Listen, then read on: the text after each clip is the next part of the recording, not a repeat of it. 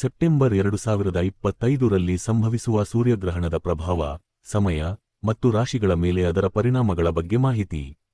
ಇದೇ ತಿಂಗಳು ಅಂದ್ರೆ ಸೆಪ್ಟೆಂಬರ್ 2025 21ನೇ ತಾರೀಕಿನಂದು ಈ ವರ್ಷದ ಕೊನೆಯ ಮತ್ತು ಎರಡನೇ ಸೂರ್ಯಗ್ರಹಣವು ನಡೆಯುತ್ತಿದೆ.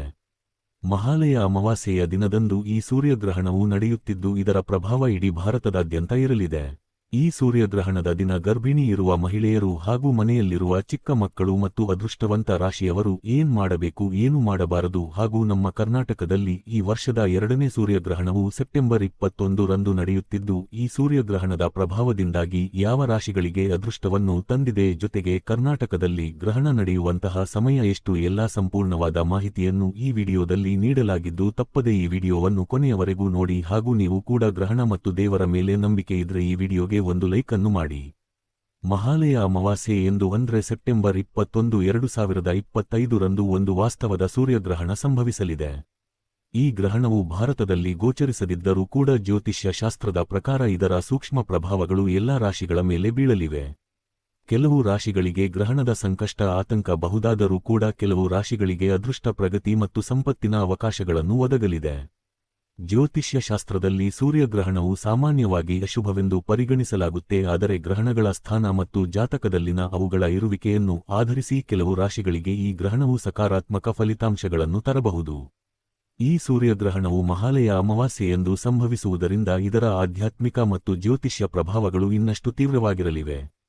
ಕೆಲವು ರಾಶಿಗಳಿಗೆ ಇದು ಹೊಸ ಆರಂಭವಾದರೆ ಆರ್ಥಿಕ ಲಾಭ ಮತ್ತು ವೃತ್ತಿ ಜೀವನದಲ್ಲಿ ಪ್ರಗತಿಯ ಅವಕಾಶಗಳನ್ನು ತರಬಹುದು. ಗ್ರಹಣದ ಸಮಯದಲ್ಲಿ ಗ್ರಹಗಳ ಸ್ಥಾನವು ಕೆಲವು ರಾಶಿಗಳಿಗೆ ಅದೃಷ್ಟ ಫಲಿತಾಂಶಗಳನ್ನು ಒದಗಲಿದೆ. ಈ ಗ್ರಹಣವು ಕೆಲವು ರಾಶಿಗಳಿಗೆ ಆರ್ಥಿಕ ಲಾಭ, ಪ್ರತಿಯೊಂದು ಹೇಳಿಕೆ ಮತ್ತು ವೈಯಕ್ತಿಕ ಜೀವನದಲ್ಲಿ ಸಕಾರಾತ್ಮಕ ಬದಲಾವಣೆಗಳನ್ನು ತರಬಹುದು. ಆದರೆ ಕೆಲವು ರಾಶಿಗಳಿಗೆ ಗ್ರಹಣವು ವಿಘ್ನಗಳನ್ನು ತರಬಹುದು. ಆದ್ದರಿಂದ ಜಾಗೃತರಾಗಿರುವುದು ಮುಖ್ಯ. ಗ್ರಹಣದ ಸಮಯದಲ್ಲಿ ಏನನ್ನ ಮಾಡಬೇಕು? ಜ್ಯೋತಿಷ್ಯ ಶಾಸ್ತ್ರದ ಪ್ರಕಾರ ಗ್ರಹಣದ ಸಮಯದಲ್ಲಿ ಕೆಲವು ಆಚರಣೆಗಳನ್ನು ಅನುಸರಿಸುವುದು ಉಳಿತು.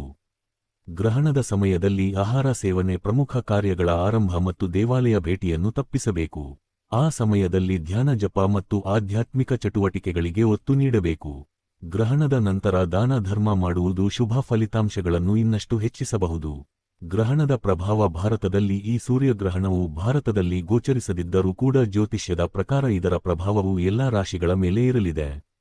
ಗ್ರಹಗಳ ಸ್ಥಾನದಿಂದಾಗಿ ಈ ಗ್ರಹಣವು ವೈಯಕ್ತಿಕ ಮತ್ತು ವೃತ್ತಿಪರ ಜೀವನದಲ್ಲಿ ಪರಿವರ್ತನೆಯ ಸಾಧ್ಯತೆಯನ್ನು ತೋರುತ್ತದೆ. ಜ್ಯೋತಿಷಿಗಳ ಸಲಹೆಯಂತೆ ಈ ಸಮಯದಲ್ಲಿ ಜಾಗೃತರಾಗಿರುವುದು ಮತ್ತು ಶಾಂತ ಚಿತ್ತದಿಂದ ಆಧ್ಯಾತ್ಮಿಕ ಚಟುವಟಿಕೆಗಳಲ್ಲಿ ತೊಡಗುವುದು ಉಳಿತು. ಇದೇ ಸೆಪ್ಟೆಂಬರ್ 21ರಂದು ಸೂರ್ಯಗ್ರಹಣ ನಡೆಯಲಿದೆ ಎಂದು ಹಿಂದೂ ಧರ್ಮದ ಜ್ಯೋತಿಷ್ಯ ಶಾಸ್ತ್ರದಲ್ಲಿ ಗ್ರಹಣಗಳಿಗೆ ಅದರದೇ ಆದಂತಹ ಮಹತ್ವವಿದೆ. ಸೆಪ್ಟೆಂಬರ್ನಲ್ಲಿ ನಡೆಯುವಂತಹ ಸೂರ್ಯಗ್ರಹಣವು ಬಹಳ ವಿಶೇಷವಾಗಿದೆ, ಏಕೆಂದರೆ ಈ ವರ್ಷ ಸೂರ್ಯಗ್ರಹಣವು ಪಿತೃಪಕ್ಷದ ಅಮಾವಾಸ್ಯೆ ದಿನ ಜರುಗಲಿದೆ. ಈ ವರ್ಷದ ಪಿತೃಪಕ್ಷವು ಚಂದ್ರಗ್ರಹಣದೊಂದಿಗೆ ಪ್ರಾರಂಭವಾಗಿ ಸೂರ್ಯಗ್ರಹಣದೊಂದಿಗೆ ಕೊನೆಗೊಳ್ಳುತ್ತಾ ಇದೆ. ಜ್ಯೋತಿಷ್ಯ ಶಾಸ್ತ್ರದ ಪ್ರಕಾರ ಇದು ಬಹಳ ಮುಖ್ಯವಾದ ಘಟನೆ ಎಂದು ಪರಿಗಣಿಸಲಾಗಿದೆ. ಸೂರ್ಯಗ್ರಹಣ ಎಲ್ಲಿ ಗೋಚರಿಸಲಿದೆ? ಆಕಾಶದಲ್ಲಿ ನಡೆಯಲಿರುವಂತಹ ಈ ವಿದ್ಯಮಾನ ದಕ್ಷಿಣ ಗೋಳಾರ್ಧದ ಜನರು ಕಣ್ತುಂಬಿಕೊಳ್ಳಬಹುದು.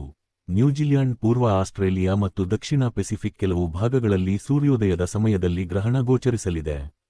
ಸೂರ್ಯಗ್ರಹಣ ಯಾವ ಸಮಯದಲ್ಲಿ ಪ್ರಾರಂಭವಾಗುತ್ತದೆ? ಸೂರ್ಯಗ್ರಹಣವು ಭಾರತೀಯ ಕಾಲಮಾನದ ಪ್ರಕಾರ ರಾತ್ರಿ 10:59ಕ್ಕೆ ಪ್ರಾರಂಭವಾಗಿ ಬೆಳಿಗ್ಗೆ 3:23ಕ್ಕೆ ಕೊನೆಗೊಳ್ಳಲಿದೆ. ಸೂರ್ಯಗ್ರಹಣದ ಪರಿಣಾಮ ಜ್ಯೋತಿಷ್ಯ ಶಾಸ್ತ್ರದ ಪ್ರಕಾರ ಈ ಸಮಯದಲ್ಲಿ ಶನಿಯ ಸಾಡೆಸಾತಿ ಮೇಷ, ಕುಂಭ ಮತ್ತು ಮೀನ ರಾಶಿಯ ಮೇಲೆ ನಡೆಯುತ್ತಿರುತ್ತೆ. ಶನಿಯ ಸಾಡೆಸಾತಿಯ ಮೊದಲ ಹಂತ ಮೇಷ ರಾಶಿಯ ಮೇಲೆ, ಎರಡನೇ ಹಂತ ಮೀನ ರಾಶಿಯ ಮೇಲೆ ಮತ್ತು ಶನಿಯ ಸಾಡೆಸಾತಿಯ ಮೂರನೇ ಮತ್ತು ಕೊನೆಯ ಹಂತ ಕುಂಭ ರಾಶಿಯ ಮೇಲೆ ನಡೆಯುತ್ತಿದೆ. ಶನಿಯ ಸಾಡೆಸಾತಿ ಸಿಂಹ ಮತ್ತು ಧನು ರಾಶಿಯ ಮೇಲೆ ನಡೆಯುತ್ತಿದೆ. ಸರ್ವಪಿತೃ ಅಮಾವಾಸ್ಯೆಯೆಂದು ಸಂಭವಿಸುವ ಸೂರ್ಯಗ್ರಹಣವು ಶನಿಯ ಸಾಡೆಸಾತಿಯಿಂದ ಬಳಲುತ್ತಿರುವ ರಾಶಿಯವರಿಗೆ ಒಳ್ಳೆಯದಲ್ಲ ಎಂದು ಪರಿಗಣಿಸಲಾಗಿದೆ. ಈ ಅವಧಿಯಲ್ಲಿ ಆ ರಾಶಿಯವರು ಸರ್ಕಾರಿ ವ್ಯವಸ್ಥೆಯಿಂದ ಸಮಸ್ಯೆಗಳನ್ನು ಎದುರಿಸಬೇಕಾಗಬಹುದು. ಪೂರ್ವಜರ ಆಸ್ತಿಯಲ್ಲಿ ವಿವಾದಗಳು ಉಂಟಾಗಬಹುದು